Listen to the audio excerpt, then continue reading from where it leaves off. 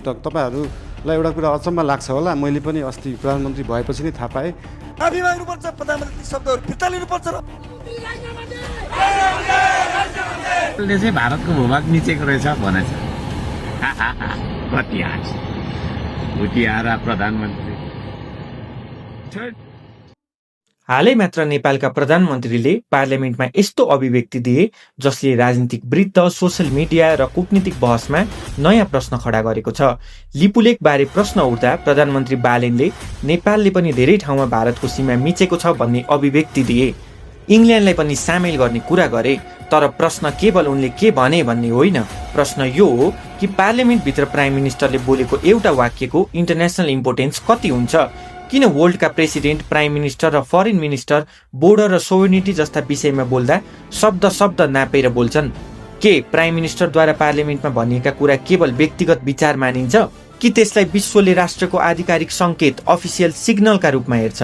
आउनुहोस्, प्रधानमन्त्री बालेन्द्र शाहले के बोले भन्ने विषयलाई इन्टरनेसनल प्र्याक्टिस र डिप्लोमेटिक नर्म्सका आधारमा घटनाक्रमलाई बुझ्दै उनको अभिव्यक्ति सम्बन्धी 3वटा थ्योरिज विश्लेषण गरौं।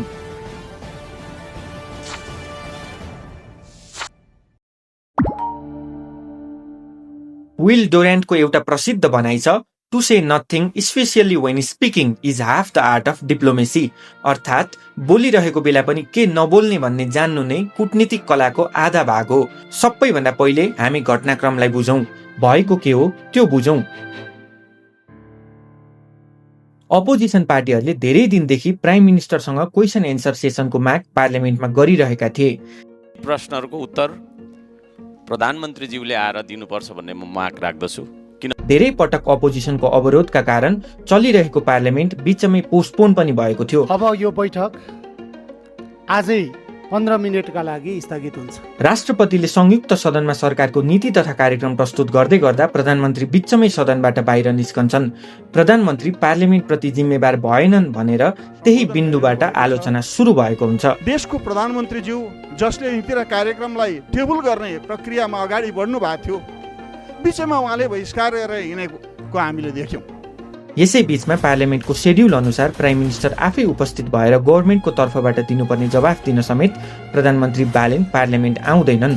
उनको तर्फबाट छलफलमा भाग लिन आउँछन् अर्थमन्त्री स्वर्णिम वाग्ले। प्रस्तुत गर्नुभएको नेपाल सरकारको आर्थिक वर्ष 83-84 को अवस्था कहाँसम्म पुग्छ भने पार्लियामेन्टको सभामुख डीपी अर्याल आफै प्रधानमन्त्रीसँग भेटेर पार्लियामेन्टमा उपस्थित हुन अनुरोध गर्छन्।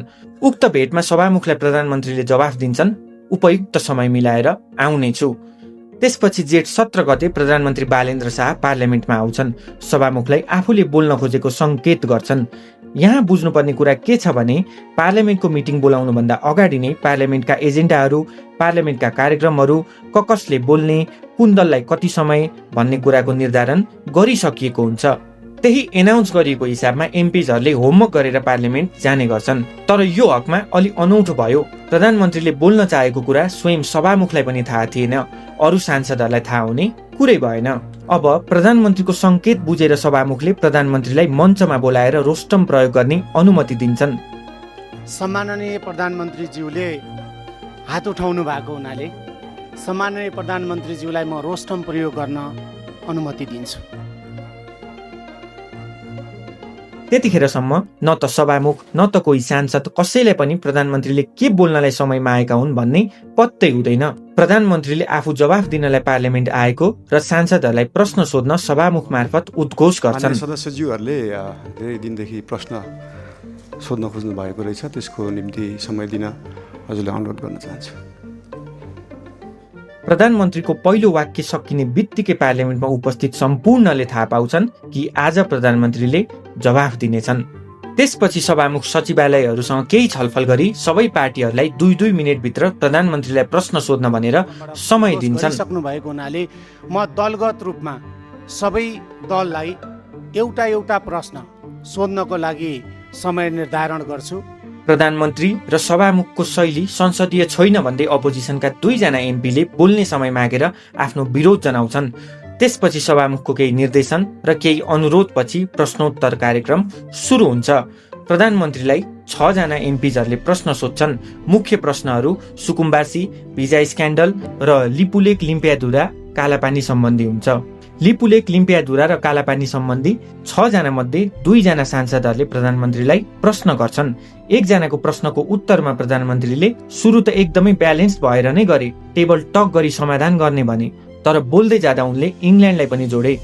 सम्बन्धी हामीले भारत र चाइनालाई मात्रै नभएर इङ्ल्यान्ड सरकारसँग पनि कुरा गरेछौँ। उहाँहरू लिपुलेक सम्बन्धीकै दोस्रो प्रश्नमा प्रधानमन्त्रीले भारतले नेपालको जग्गा मात्र होइन, नेपालले पनि भारतको जग्गा धेरै ठाउँमा मिचेको छ भन्ने अभिव्यक्ति दिए। भारतले नेपालको जग्गा मात्र होइन, नेपालले पनि भारतको जग्गा धेरै ठाउँमा मिचेको रहेछ। विवादको कारण र घटनाक्रम यही हो। प्रधानमन्त्रीले पार्लियामेन्टको रोस्टमबाट किन त्यस्तो अभिव्यक्ति दिए भनेर बुझ्नु अगाडि हामीले पार्लियामेन्ट र प्राइम मिनिस्टरको गरिमाबारे बुझ्नुपर्छ। जब प्रधानमन्त्रीले पार्लियामेन्टमा केही कुरा बोल्छन् त्यसले एउटा सिग्निफिकेन्ट वेट बोकेको हुन्छ। त्यसलाई कुनै क्याजुअल टक जसरी लिँदैन, त्यसलाई हेड अफ द गभर्नमेन्टको formal on the record statement जसरी लिइन्छ। यसो किन त? किनभने प्रधानमन्त्री केवल लिडर मात्र होइनन्, उनी हेड अफ द गभर्नमेन्ट पनि हुन्। इन्टरनेसनल रिलेसनको ल्याङ्ग्वेजमा भन्ने हो भने उनी नेपालको रिप्रेजेन्टेटिभ पनि हुन्। त्यसैले पार्लियामेन्टमा प्राइम मिनिस्टरले बोलेको कुरालाई अरू देशहरूले प्राइम मिनिस्टरको पर्सनल थटका रूपमा लिँदैनन्, त्यो नेपालको अफिसियल थटका रूपमा लिइन्छ। पार्लियामेन्टमा भनिएका कुरा सरकारी अभिलेखहरूमा पनि रहन्छन्, इतिहासमा सुरक्षित हुन्छन्, पत्रकारहरूले उद्धृत गर्छन्, अनुसन्धानकर्ताहरूले अध्ययन गर्छन् र विश्वभरिका विदेश मन्त्रालयहरूले नोट गर्छन्। त्यसैले प्राइम मिनिस्टरको एउटा सेन्टेन्स केवल त्यस दिनका लागि मात्र हुँदैन, त्यो भविष्यका लागि पनि रेकर्ड भइरहेको हुन्छ। इन्टरनेसनल रिलेसनमा एक एक शब्दको अर्थ हुन्छ, एक एक शब्दको महत्त्व हुन्छ। अबको 3 महिनाभित्र इन्डिया र चाइनाले अफिसियली कैलाश मानसरोवर यात्रा रुट सञ्चालन गर्दै ट्रेड सुरु गर्ने घोषणा गरेको छ। त्यसका लागि बनाउनु पर्ने इन्फ्रास्ट्रक्चरहरू बनिसकेका छन्। अर्थात् अहिलेसम्म लिपुलेक, लिम्पियाधुरा र कालापानी थियो, त्यसलाई कुनै पनि राष्ट्रले अफिसियली भोग गरिसकेको थिएन। तर अब केही महिनापछि सो भूभागमा औपचारिक रूपमै इन्डिया र चाइना बीच ट्रेड सुरु हुनेछ। सजिलो गरी बुझ्दा हामी हाम्रो भूभाग व्यावहारिक तरिकाले सम्पूर्ण रूपमा गुमाउनबाट केही क्षण मात्र टाढा छौँ। अहिले हामी तत्काल समाधान गरिएन भने कहिले गर्न नसकिने स्टेजमा छौँ। यस्तो परिवेशमा प्रधानमन्त्रीले नेपालले पनि भारतको सीमा अतिक्रमण गरेको छ भन्ने अभिव्यक्ति समय सान्दर्भिक पटक्कै पनि थिएन। वास्तवमा उनको अभिव्यक्ति प्रश्न सान्दर्भिक पनि थिएन। प्रश्न भारतले मिचेको लिपुलेक, लिम्पियाधुरा र कालापानी सम्बन्धी थियो। जनताले वास्तवमा इन्डिया र चाइनाले हाम्रो भूभागमा इन्फ्रास्ट्रक्चर बनाएर ट्रेड गर्दै भोग गर्न लागिसके, त्यसबारे सरकारले के कस्तो कदम चाल्दैछ भनेर बुझ्न मात्र खोजेका थिए। आफ्नै देशको प्रधानमन्त्रीले आफ्नै देशले अरूको सिमाना मिचेको छ भनेर दिएको अभिव्यक्ति कुनै पनि देशका कुनै पनि जनतालाई झट्ट पचाउन गाह्रो हुन्छ। त्यही माथि भारतले समेत अहिलेसम्म नेपालले सीमा मिचेको कुरा भनेकै छैन। तर एकछिन पर्खनुस्, अब कुरा गरौँ राजनीतिको, रणनीतिको। विलियम शेक्सपियरको एउटा प्रसिद्ध भनाइ छ, राजनीति यस्तो कुरो हो जसले ईश्वरलाई पनि धोका दिन्छ। प्रश्न तयार थिएन, तर के बालेनको दिमागमा लिपुलेक सम्बन्धी प्रश्नको उत्तर तयार थियो? प्रधानमन्त्रीको अभिव्यक्ति अपरिपक्वता कि त रणनीति? आउनुस् उनको अभिव्यक्ति सम्बन्धी 3वटा थ्योरिज बुझौँ। यसअघि पार्लियामेन्टमा लिपुलेक, लिम्पियाधुरा र कालापानीको सन्दर्भ 2077मा उठेको थियो, जब प्रधानमन्त्री थिए केपी शर्मा ओली। त्यतिखेर कैलाश मानसरोवरको यात्रा र इन्डिया चाइना ट्रेडको कुरा आइसकेको थिएन। तत्कालीन प्रधानमन्त्री ओलीले आक्रामक रूपमा भारत विरुद्ध पार्लियामेन्टमा बोलेका थिए। त्यसकारण म विश्वास गर्छु, नेपाल विश्वास गर्छ, हामी सबै विश्वास गर्छौँ, सत्यमेव जयते। ओलीको त्यस्तो अभिव्यक्तिपछि भारत अत्यन्तै चिडिएको थियो। भारतमा ओलीको थुप्रै मिडिया ट्रायल भयो। साथ ही भारत के खिलाफ इसी तरीके से जहर उगल रहे केपी शर्मा ओली। नेपालले पटक पटक डिप्लोमेटिक नोट्स पठाउँदा पनि भारतले केही वास्ता गरेको थिएन। बालेनले पनि आक्रामक रूपमा भारत विरुद्ध सुरुमै बोलेका हुन्थे भने सायद त्यसले विगतमा जस्तै केही परिणाम नदिन सक्थ्यो। तसर्थ उनले फरक किसिमको रणनीति अघि सारे। पहिलो थ्योरी अनुसार उनले भारतलाई उदारताको भाव देखाए। प्रधानमन्त्री जस्तो व्यक्तित्वलाई आफूले पार्लियामेन्टमा बोलिरहेको कुरा सम्पूर्ण देशहरूले नोट गरिरहेका हुन्छन् भनेर थाहा नहुने कुरा हुँदैन। भारतले सुन्ने छ भनेर पनि प्रधानमन्त्रीले बोले, अथवा भारतलाई सुनाउन नै बोले।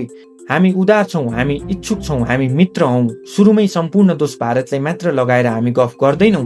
हामी पनि भारत जस्तै हो, हामीबाट पनि गल्ती भएका छन्, हामी धेर थोर उस्तै हो भन्ने भाव भारतलाई दिनलाई प्रधानमन्त्रीले रणनीतिक रूपमा उक्त अभिव्यक्ति दिएको हुनुपर्छ।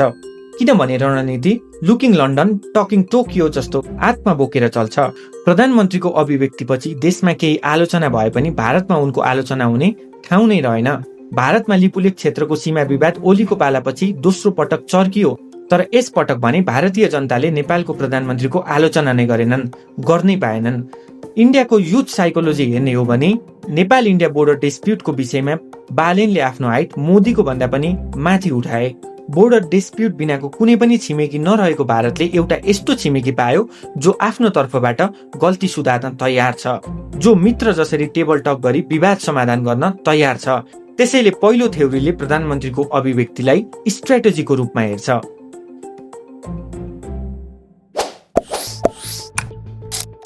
राजनीतिमा गेम अफ डाइभर्जन चलिरहन्छ। एउटा विषयबाट ध्यान भड्काएर अर्को विषयको थालनी गर्ने गेम अफ डाइभर्जन।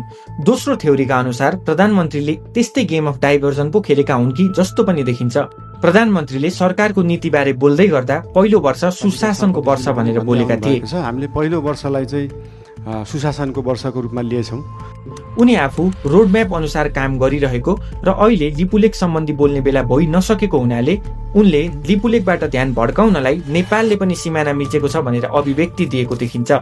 नेपालको इतिहासमा सरकारहरू विभिन्न कारणहरूले बने, तर ढल्ने कारणमा एउटा फ्याक्टर हरेक सरकारमा कमन छ र त्यो हो भारत फ्याक्टर, जसको पुष्टि प्रयोगशाला र द काठमाडौँ डिलेमा पुस्तकहरूले राम्रोसँग गरेको छ।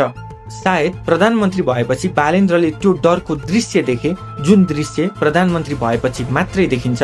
तसर्थ दोस्रो थ्योरीको अनुसार उनी लिपुलेक विवादबाट पन्चिनलाई नेपालले पनि भारतको भूमि मिचेको छ भन्ने अभिव्यक्ति दिएर लिपुलेकबाट ध्यान भड्काउने स्ट्र्याटेजीमा छन् भन्ने तर्क दिन्छ। प्रधानमन्त्री बालेन्द्र शाह एकदमै मुडी छन्। उनी जस्तो मुडमा छन् त्यही बोल्छन्, त्यही लेख्छन् र त्यही गर्छन्। विगतमा उनले लेखेका फेसबुक स्ट्याटसहरूले पनि यो कुरालाई पुष्टि गर्छ। र यदि यो तेस्रो थ्योरी सत्य हो भने यस खालको अभिव्यक्तिले नेपालको हकमा गहिरो सङ्कट निम्त्याउन सक्छ। बोर्डर र सोभर्निटी जस्तो विषय खेलाचीको विषय हुँदैन। पार्लियामेन्ट जस्तो ठाउँबाट प्रधानमन्त्री जस्तो व्यक्तित्वले दिएको अभिव्यक्तिलाई अन्य देशहरूले प्राइम मिनिस्टरको पर्सनल थट्सका रूपमा लिँदैनन्। सिटिङ प्राइम मिनिस्टरले बोल्ने कुरालाई नेसनको अफिसियल स्टेटमेन्ट जसरी लिइन्छ। अझ बोर्डर इस्युज बारे प्रत्येक देशले आफ्नो अफिसियल धारणा बनाउन वर्षौं खर्च गरेका हुन्छन्, शब्द केलाएर बोल्ने गरेका हुन्छन्। त्यसैले तेस्रो थ्योरी अनुसार प्रधानमन्त्री उक्त दिन आफ्नै तरिकाले रिएक्ट गरिरहेका थिए। उनी मनमा जे आयो त्यही गरिरहेका थिए, त्यही बोलिरहेका थिए। अपोजिसनले धेरै दिनदेखि प्राइम मिनिस्टरलाई पार्लियामेन्टमा बोलाउँदा नआएका प्रधानमन्त्री 81 जेठ 17 गते कसैलाई खबरै नगरिकन उपस्थित हुन्छन्। त्यसपछि उनी सबैलाई आश्चर्यचकित पार्दै म जवाफ दिन आएको भनेर उद्घोष गर्छन्।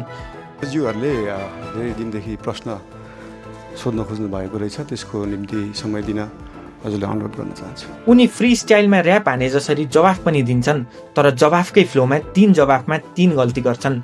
एउटा त नेपालले पनि भारतको सिमाना मिचेको छ भन्ने भइगयो। अर्को, उनले 2 देशबीच तेस्रो देश इङ्ल्यान्डको उपस्थितिको पनि आह्वान गर्छन्। भारत र चाइनालाई मात्रै नभएर इङ्ल्यान्ड सरकारसँग पनि कुरा गरेछौँ उहाँहरू। तेस्रो, उनले चाइनाको बारेमा पनि गलत तथ्य राख्छन्। चाइनाले डेभलपमेन्टको पराकाष्ठा नआएको छ भनेर भन्छन्। चाइना चाहिँ अस्ति भर्खरै डेभलपिङबाट डेभलपमा गएको थियो, जबकि त्यो डेभलपमेन्टको पराकाष्ठा नागिसकेको देश हो। त्यो पराकाष्ठा भनेको अन्तिम बिन्दु हो, अर्थात् प्रधानमन्त्रीले चाइनाले डेभलपमेन्टको अन्तिम बिन्दु नागिसकेको छ भनेर भने। तर सत्य कुरा के छ भने चाइनाले अझै पनि आफूलाई अफिसियल्ली डेभलपिङ नेसनकै रूपमा चिनाउँछ। प्रधानमन्त्रीको हैसियतमा बोलिएको हरेक शब्द विश्वभरिका सम्पूर्ण देशहरूले सुन्छन्, नोट गर्छन्। प्राइम मिनिस्टर कुनै देशको भावना र मान्यता विरुद्ध बोल्दा त्यसले दूरगामी समस्या निम्त्याउन सक्छ। तेस्रो थ्योरीले प्रधानमन्त्रीको त्यही अपरिपक्वतालाई दर्शाउँछ।